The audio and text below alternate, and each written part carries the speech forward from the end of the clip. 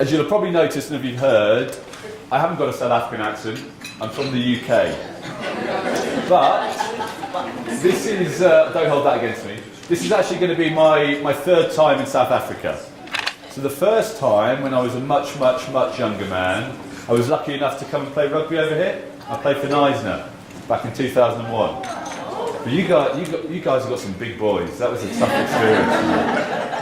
And the second time was in 2009, and I came to follow the British Lions, and we lost that Test Series 2-1 as well. We lost in Pretoria, I remember that. So this time I'm hoping for a slightly more positive experience, and I'm not going to talk about rugby anymore either. So what I am here to talk about today is change is a new constant, keeping up the speed of business through agile learning. And a quick show of hands, just interested to see who here in the room is involved in learning and development in their organisation in some way or another. Perfect, so it's going to be relevant to you today, that's amazing. So I think really we're living in really exciting times for us as L&D professionals, because I think historically if we're all open with ourselves and honest with ourselves, sometimes if you look at the whole ecosystem of a company, L&D might have been down at the bottom in terms of the value we were providing to the business, whether we liked it or whether we thought that or not.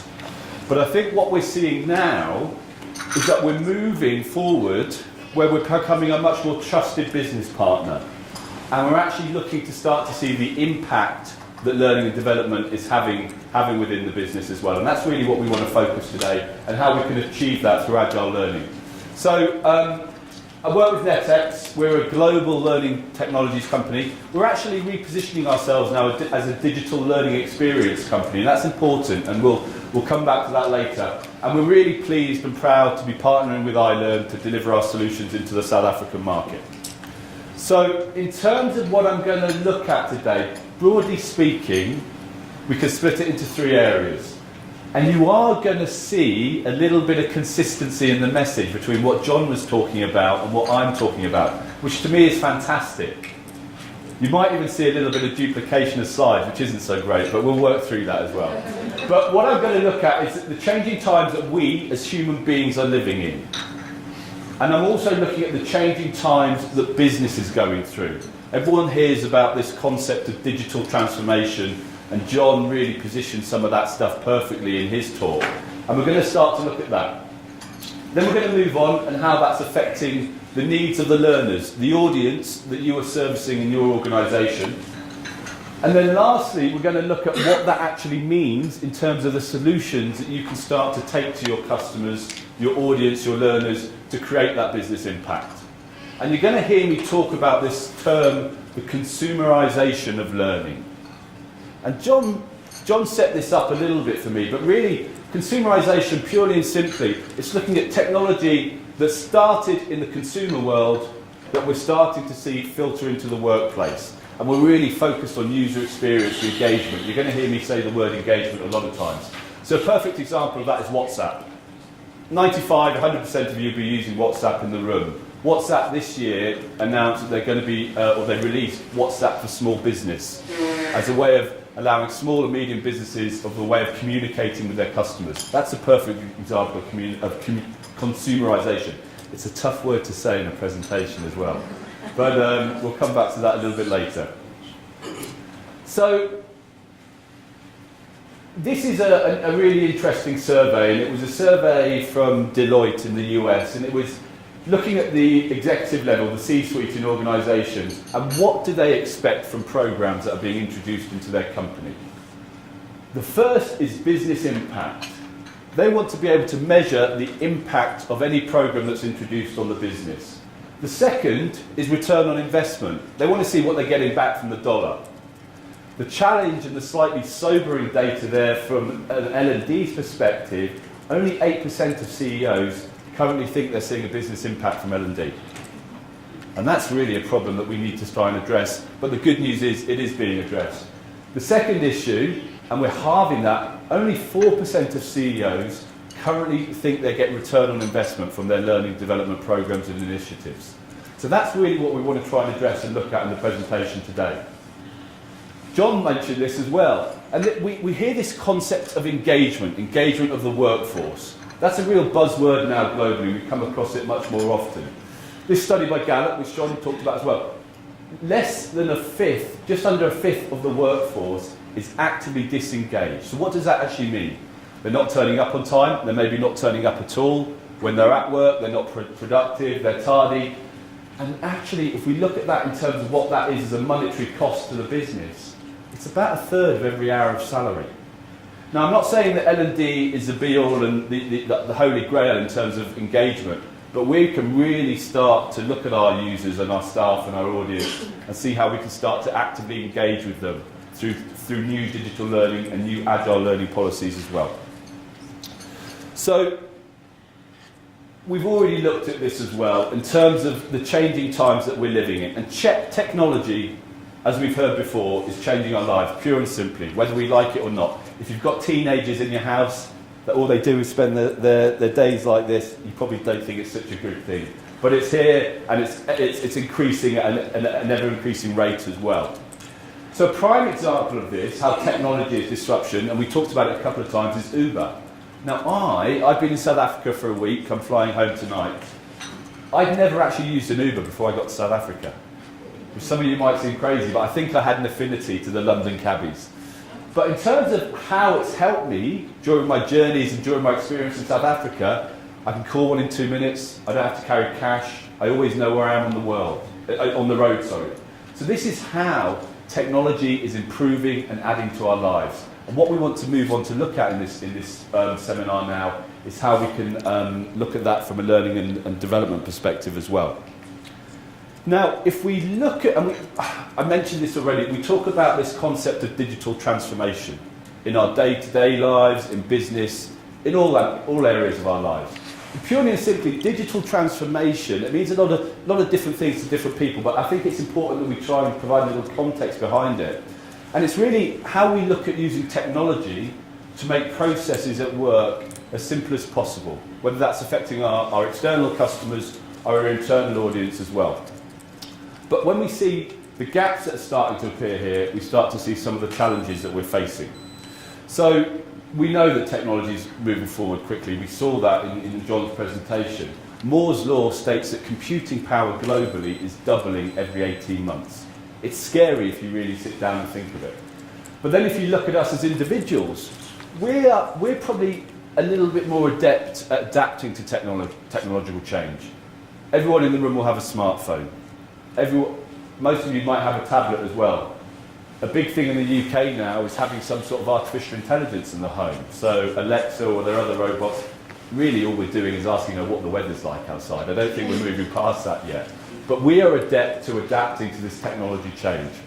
Now when we look at it in the context of the businesses we work in, then it becomes a little bit more of a challenge. And especially when we look at it from an L&D perspective. Core services, and I'm not saying L&D is not core services, but other services like sales, like marketing, you think of the CRM, you think of IT services, they're adapting to change quickly and they're implementing technology change more quickly than we are. And that's really what I want to look at today. I'm not going to touch public policy or government. I'll leave that for somebody else to take a look at. Is this familiar to anybody? All I'm going to say here, we don't have to go through these, but I'm going to take John's Candy Crush and I'm going to raise it with Angry Birds. Angry Birds took 35 days to reach 50 million users. This is the reality of the world we're living in nowadays. And if we're not adapting to change and we're not embracing change, then we're not going to be able to service our workforce properly. So really, to summarise here, we know that organisations are expected to have business agility. And to do that, we need to develop talent agility. People are still the core of your business. People want to be engaged, people want to be upskilled, people want to be educated. So this is what we need to look at, because the challenge here when we look at these two pieces is that we don't think, or we ask ourselves a question, will traditional learning and development strategies be able to develop this talent agility? And that's what I want to go on to look at a little bit later in the presentation. So, I would like a little bit of participation here, and I've actually delivered this presentation now in London, in Paris, in Madrid, in Cape Town, and now Joburg. So I'm feeling a little bit like a rock star, except I'm talking about L&D. But what I want to do now, because I'm interested to see how some of the feedback changes globally. Simple task, and this is related to the workplace. What is the average length you can focus on a task without being distracted? Who thinks it's about 15 minutes? Show of hands. Got one at the back. Who thinks it's about 5 minutes? Who thinks it's a minute or less? Okay, so we're roughly half and half between 5 and 1 minute. So, some studies have shown, and I'm probably being deliberately dramatic here, that it's 8 seconds. Whereas your average goldfish, if there is such a thing as an average goldfish, is 9 seconds. Now, when you start to think about the number of external variables in a goldfish tank, then that starts to make sense. And the key issue affecting us is these things. Whether we like it or not, they're here to stay, and they've fundamentally changed our lives. So much so that we start to think these as a lifestyle choice now, not even technology anymore. So, for L&D, this key strategy driver in terms of this shift to mobility, and I mean, these things now really, they've only been around 8, 9 years. It's not mobile courses, it's not HTML5 responsive e-learning courses. We've been there, we've done that. It's the fact that we always have access to content. And we can now apply this content at the point of need, as and when we have a need for it. So that's a real seismic shift now that's happening in L&D, that this shift to a mobile lifestyle has provided us. Now this is a really interesting slide, and this is from a study called Think with Google. And before I get into it, I'm going to ask for some honesty now. As I've been speaking, who has tweeted something? A couple of people. You've been asked to do that, so that's okay. Has anybody, and I've probably been going for about 15 minutes, anybody checked their email when I've been speaking? Please be honest. Some people at the back, some people from iLearn, I'll talk to you later. But from my perspective, the good thing is, it's not necessarily my fault if I'm a less than engaging speaker, because Google says so. Now, Think with Google is a study that they run, and it's a really interesting piece of research. So just type it into your search bar. Probably 90% of you will be using Google. Type in Think with Google, and it's looking at the changing habits of consumers. So it's a marketing study. But I think you can make many correlations between marketing and L&D. In the pure and simplest terms, we are servicing our audience with content. And we need to learn how they want that content, when they want it, and where they want that content. But this study, and I'm just going to read this here now, I think with Google showed that we now, as consumers, we don't live our lives in years, but we live them in months, weeks. No, sorry, we don't live our lives, We don't live our lives in years or months or weeks or days, but we live in the moment now. And we choose to consume content when we want it and when we have time for it and when we need it. Now, physiologically as human beings now, that means that we've gone from a period of hyper-attention, where we were able to focus on a single task for an extended period of time, to a period now where we're able to process and cope with multiple sources of information at any one time. So if we start to look at that from an L&D perspective, and we start to look at the relevance of some of the historical practices that we may be using, we say to a user, if they need some Excel skills, take this e-learning course, it's 8 hours long, it's desktop based, go and use it. It's not necessarily relevant for the audience you're servicing anymore, and that's what I want to go in and take a look at now. So this was a really interesting study. If you can't see it at the back, there's a really eminent analyst in the US called Josh Bersin, and he's now part of Deloitte. And he produced a study last year called The Disruption of Digital Learning.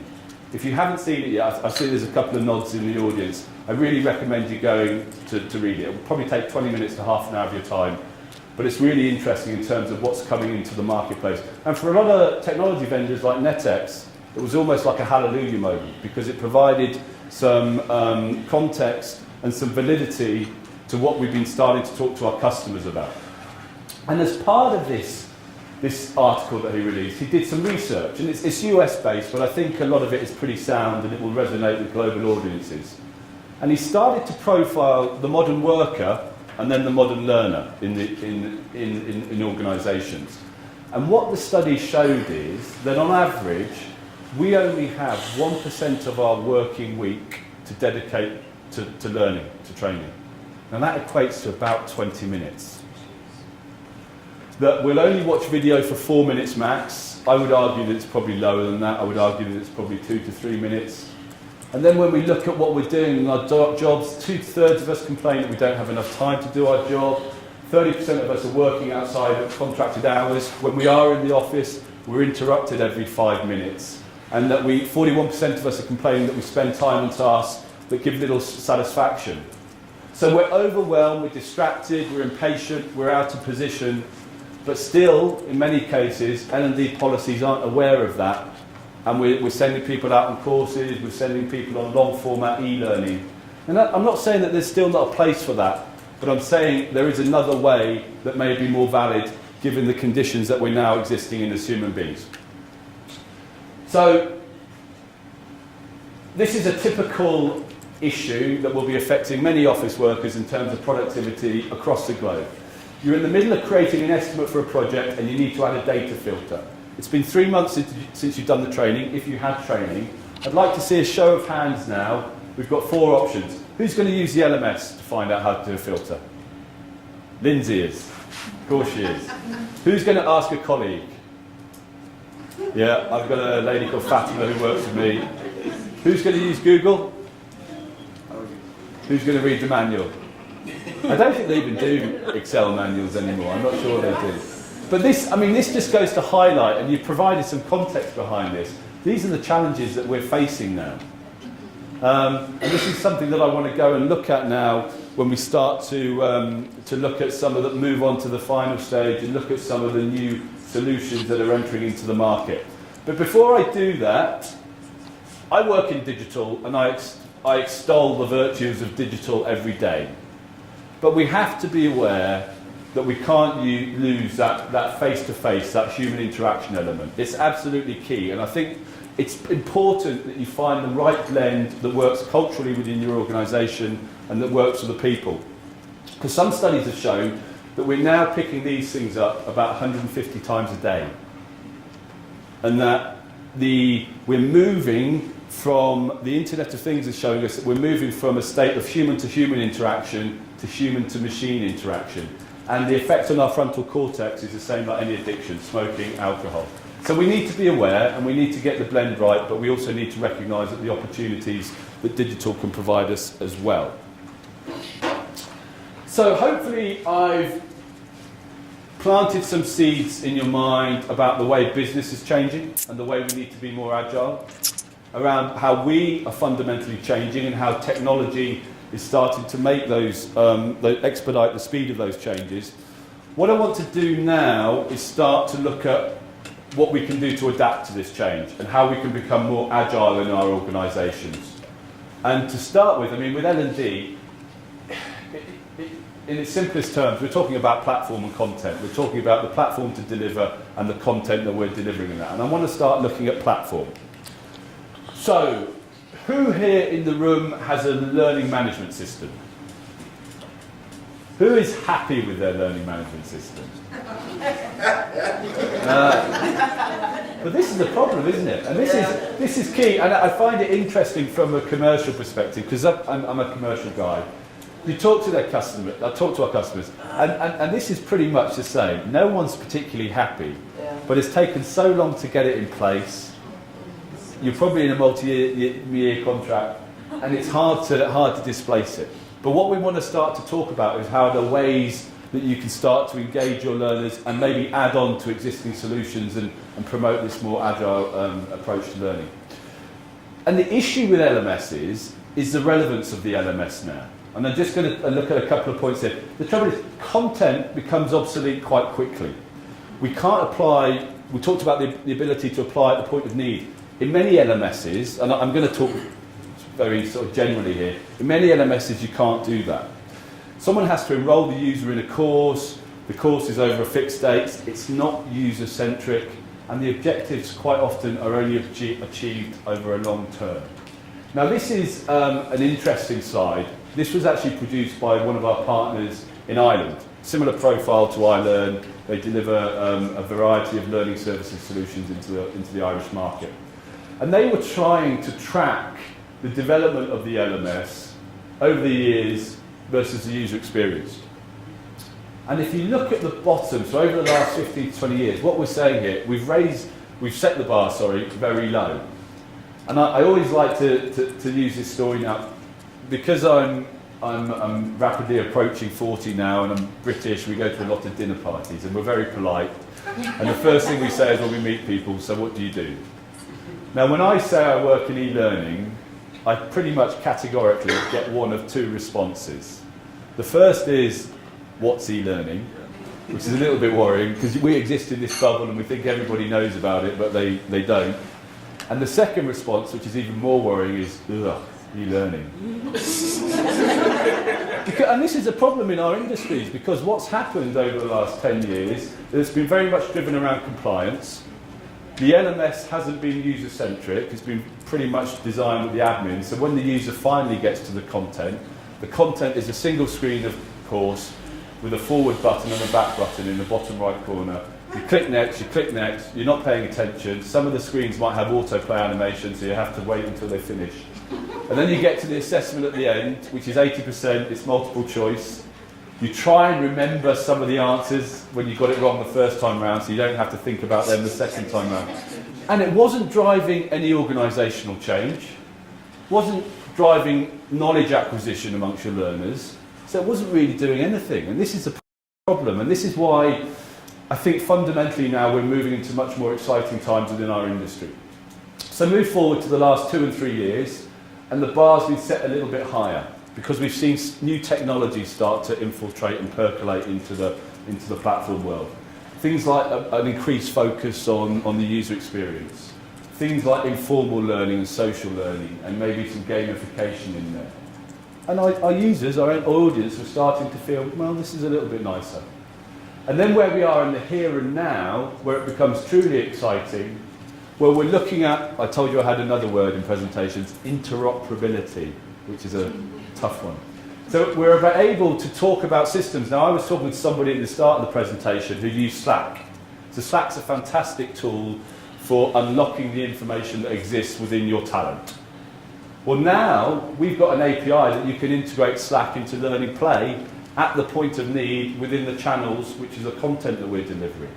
So we can provide this informal layer, but contextually at the right position, and people feel motivated to share and learn. And this ability to use APIs to get systems to talk to each other, so by the way, if you've got an LMS you're not happy with, then we can help you out with that, is a really, really key part in terms of how we're driving this more agile approach to learning design. This was from a study at Lucidap. So they're an authoring tool vendor up in the UK. And they were asking the audience how people are accessing the content that they're now, this digital content, this new breed of digital content, and how they're engaging with their users. So remember we talked about applying the knowledge at the point of need. Well, 52% of people are now doing that, and mobile obviously has been a key driver there. 27% of us now are accessing content on the way to and from work. So when you've got that commute where you're passing the same landscape every day, you can actually be accessing content and learning. 30%, and I think this is where it gets really exciting, when we're alerted of updates. So think of the excitement when you get that WhatsApp notification. I hardly get any. My wife gets hundreds a day. I feel a bit jealous. But think of that from a learning perspective. So if you've got content that's delivered at the point of need, 2 clicks, I'm into the platform, I'm accessing the content, I'm learning, I'm being more agile. And then and I don't know if this is a good thing, but the reality is that nearly half of us are working and accessing content in the evenings and the weekends. Interestingly, we work with a couple of clients, Bank of Cyprus, who've made us put an IP restriction on the software. So you can only access it within the offices. So they've got the right idea. We should all probably be looking to follow their lead there. So this this study here, and some of you that saw this Josh Burson article, this might resonate with some of you, and you might be aware of this, but for those of you who haven't seen this before, in the old world, as I'm calling it, and the old world, by the way, I call e-learning. The new world, I like to call digital learning experiences. And I think that's where we all need to start moving towards.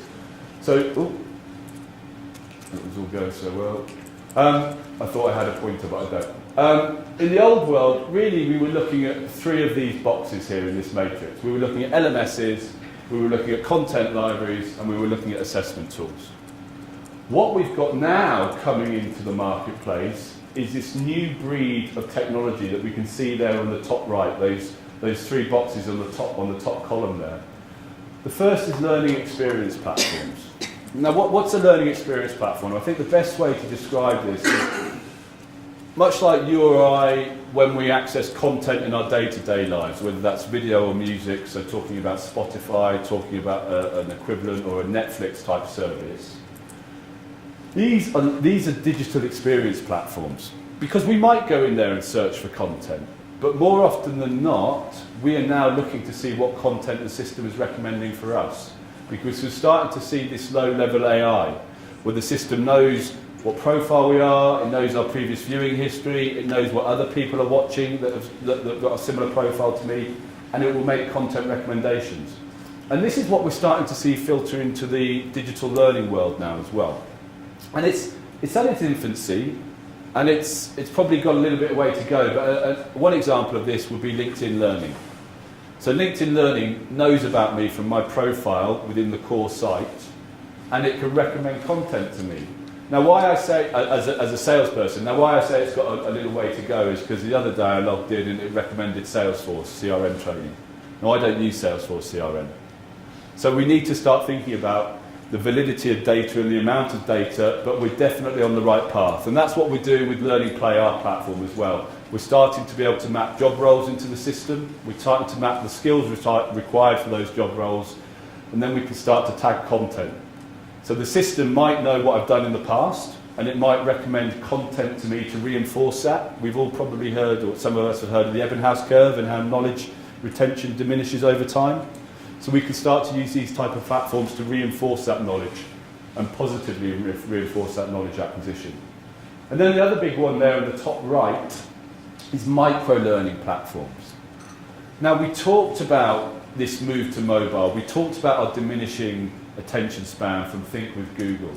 So what we're seeing now is much more of a willingness to deliver chunked or micro-learning content. Doesn't always have to be this course format. It can be video, it can be podcasts, it can be PDFs, it can be web pages. We are aware and we are willing to consume different varieties and different types of digital learning content to reinforce learning. So many vendors out there start to talk about a Netflix-style learning experience. And one of the reasons will be AI. But the other reason will be Netflix was very much a game changer when it came to user experience. And that's a real challenge within our sector at the moment. When you look at the experience I'm used to digitally in my day-to-day lives, and then you compare that to what I'm being asked to use in the office, then there's a big gap there. And that's something that we're trying to address at NetX. And one of the ways we do that is that we use applications, because we know that we're all used to using apps in our day-to-day life. We'll all have our favourite apps, Twitter, WhatsApp, Supersports, whatever it is. So at NetX, we're using applications to deliver content. We're delivering content in native apps. Everything's fully responsive as well. So we're very, very much focused on the user experience. To the point where learning doesn't necessarily have to look like learning anymore. It can look like something like this, which is Learning Play. This is our system that can be delivered standalone or can be integrated with your existing platform. It's a really tactile application. I can interact with the screen, works beautifully on smartphones or tablets as well as desktop. But I want to be engaged with the content, I want to be engaged with the platform. And then what we're also looking at now is, as I said, historically, we always made the divide between content and platform. But now what we're seeing is an integration between the two. So we're providing a single user experience, and we're wrapping these layers around it, like gamification. like social, whether that's our own feature or integrating Slack, and we're providing an overall digital learning experience. And on the back end of this, when we talk about this more agile approach, we're giving the ability to curate or create content. So we know you have content that exists within your organisation. You know your organisation better than anybody else. You might have PDF, you might have video, you might have web pages. Well, why don't we curate that and create content very quickly? And we call these content sprints because we want to promote this more agile approach to learning design. But we can also flip that and we can start to look at content as a platform. I should have said at the start that NetX, I like to think NetX is interesting for many reasons, but one of the reasons is that we work in the corporate space, but also the EdTech space. So technology-driven learning in schools, in colleges and universities. And for a while, we probably saw innovation happen more quickly in the EdTech space. So the use of learning analytics, this notion of interoperability and democratizing learning as well. So what we have done at NetX is that we've created a learning analytics engine. And in the old world, the e-learning world as I called it, really all we were looking at was tracking things like how long the users spent in the course, whether they passed it. Now when we talk about this notion of creating business impact and return on investment, that's really not telling us anything. So this new world is that we're heavily focused on data. So we're focused on how engaged the users are. And we do that by creating a weighting in terms of what they're doing in the content, what they're contributing in the forums, what topics they're talking about in the forums, what they rate the content, and we come up with a single metric that goes up and down on a daily basis. So you can start to move into data-driven learning design. You can see that your learners are starting to get disengaged. Let's think about changing something up in that sprint. But also we're starting to look at things like tracking areas like motivation and ability and confidence. And you might say, well, how do you track confidence? Well, we still do assessments. Assessments are key in our sector. But we might have a multiple choice assessment at the end of a chapter with 10 questions. Previously, we could have said who got 80% in the room, what the average score was, and that was pretty much it. Now we can interpret all the students' touch points with that assessment. So we know how long they spent on each question. We know how many times they've changed their mind before they press submit. And we can come up with a confidence metric, and we can track that confidence metric over time. And that's the world we're starting to move into now. And that's where I think fundamentally, when we're talking about what impact we can have on the business and how we can elevate L&D's position as a trusted business partner, that's when it becomes much, much more exciting. So this is a screen that I'm sure resonates, and I've talked about this already, this blight in our industry, which is this single screen, click next content with your menu down the right-hand side there. YouTube has been the game changer in our industry. And what I want to focus on now is, especially with the millennials that are coming into your organisation, they will expect or they will demand a certain quality of digital content. Otherwise, they will be actively disengaged. Now, let me just pull out a few of these metrics here. So if you thought YouTube was just about cat videos, you'd be wrong. So education and learning videos in 2017 got 4 times the watch globally of animal videos. So automatically, we've become nations of plumbers, of mechanics, of electricians. Now, whether that's a good thing or not, especially with electrics, I'm not sure. But we can apply this knowledge at the point of need. And so this equates, in real terms, to people globally watch 500 million hours of learning videos a day on YouTube. And they share it 1 million times on a daily basis. But what that challenge is for organisations is that 93% of millennials have logged onto YouTube to learn something, but they're going to come into your organisations expecting a certain quality of video, because we've seen this rise of vloggers, we've seen an increase in storytelling, we've seen this video production. But with these things and the cameras on them, you can start to produce this content, but the key is the quality of the content, to focus on user engagement. Now, we work with a number of clients, but one of the clients that really have embraced this is a retailer in the UK called Evans Cycles. So they're the UK's largest bicycle retailer. So they've got 65 shops, they've got 1,500 staff that work in the shops. And the challenge that they had is that most of those are probably part-time or weekend workers. And the LMS and the paper-based training they were doing wasn't engaging their workforce. It wasn't driving brand affinity. It wasn't increasing product knowledge. It wasn't having an impact on sales within Evans Cycles. So they came to NetX and we used Learning Play, our new gamified learning experience platform. But what they've done beautifully, and we can probably share it to you afterwards if we get time to network, is they created an internal TV studio. And they produce product-specific content. I think the fact that they're all mountain bikers, they're probably quite more enthusiastic than your average person anyway, and they really get into it. But they're producing content in-house that resonates with their audience. The other thing they've done that's really driven this program forward and provided the return on investment that the CEO craves is really use gamification. Now they've used gamification from a badging perspective, but they've also used physical incentives to drive people through the learning. So for example, they stock different ranges of accessories from different providers, suppliers. One of them might be a rain jacket from whoever the supplier is. Now what they say is the people that are in the top 3 of the leaderboard for this jacket training at the end of every month get a jacket. So the supplier's happy because it knows everyone in Evans Cycles is trained on how to sell their products, and Evans Cycles are happy because they're driving sales through from knowledge acquisition. So we can start to use these new types of techniques to promote learning and development within our organisations.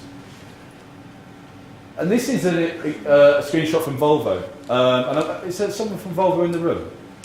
Yes, hi, how are you? So we're working with them in Europe, and they wanted to provide a system that showed the opportunities that existed within Volvo and show the career path that's available within Volvo and create something quite aspirational. And they were struggling to do it with their existing LMS. So what we were able to do was to work with them and really focus on the content. So we produced production, sort of movie production styles videos. I'm not sure if you've seen it, but it's like a Nike video. We use the Alpine metaphor. This is your journey through Volvo. This is the opportunities that exist for you. And then deliver it within this consumer-grade platform within Learning Play, accredit it with the badges, and focus on some more digital learning pieces. And the results have been outstanding compared to what they were used to be doing with their traditional learning management system as well. So, what I want to do now is provide a quick summary before I open up for questions in terms of what you can do within your organisations now to promote a more agile approach to learning, design and delivery. And the first is what we're seeing with a lot of our customers now is a decentralisation of L&D. So you can focus on specific learning campaigns with your organisation that don't necessarily have to be driven through the L&D department. Maybe you're launching a new product and you want to work very closely with the sales department. And we can promote this and work through this new agile approach to learning design. The second is, and this is key to agile, and most of us know agile through software development, but improve through iterations. You don't have to get it right the first time. You can design, deliver, get feedback, and then deliver it again. And that's key to what we can do now through our agile learning. The third piece is harness informal learning. The biggest knowledge base that exists within your organisations is in your staff. But traditionally within the old world in e-learning, there was always this notion with social learning, if you build it, they will come, like the Field of Dreams with Kevin Costner. But the trouble is, people never came to the social forums. So what we're seeing now is, if you put the social functionality contextually in the right point, either within the content itself or within a channel related to the content, then we can drive participation. And we're looking at things like this Slack integration that I've talked about. So if you've already got existing systems that you're using, why don't we integrate those with the learning platform? Fourth, and this is key, and it comes back to with what we can do now around engagement scores and measuring what's happening socially and the data analytics. Measure the impact and provide that impact back to your organisation. So we've just started working with one of the world's, I can't say the name, but you probably guess, one of the world's largest delivery firms. And they are looking at how they can train their management community that work in the facilitation units, the warehouses, to be more effective, so ultimately they're sending out more parcels more effectively and more accurately. So what we can do now, using Experience API as our new underlying technology standard, is that we can integrate our data with their systems. So their KPIs that they're measuring, how many parcels are going out accurately a day, well, we can start to make positive correlations between the learning that's happened. And that's really where we can start to prove the value of what we're doing within the business, and that's key. And that's where I think it becomes really exciting. And the fifth is how we create a culture of learning, which is the eternal challenge. But promote what's available, promote this concept of talent agility and how we want to be working with the workforce. And I think there are 5 key takeaways that you can take back to the business today. So I know we overran a bit, so I've abbreviated a little bit, but hopefully I've got all the key points across and you found that interesting. Lindsay, I'm not sure if we're going to do questions now or... So anybody, any questions with any of the stuff we've touched today? Does your platform do both do push and pull? Say that again, sorry. So, because I saw in the app screen there, it's your learning, which is obviously content being pushed through. Yes. And then catalog where they can go and so it caters for both. Sort of. Absolutely. So what we try and do now, and coming back to this more consumer grade approach, we've created this concept of channels. Yeah. So channels have no end date, but what we're also trying to do is make it easier for you as L&D professionals, and we create automatic assignment rules for these channels. So if you join the business, you will automatically be assigned to the new induction channel. You move from sales to marketing, and the channels are never ending, much like you subscribe to your favourite TV subscription at home, and you can see that the content that comes in. So we're trying to create this environment where people are actively going into these channels and accessing their content. Any other questions? I have one. Yes.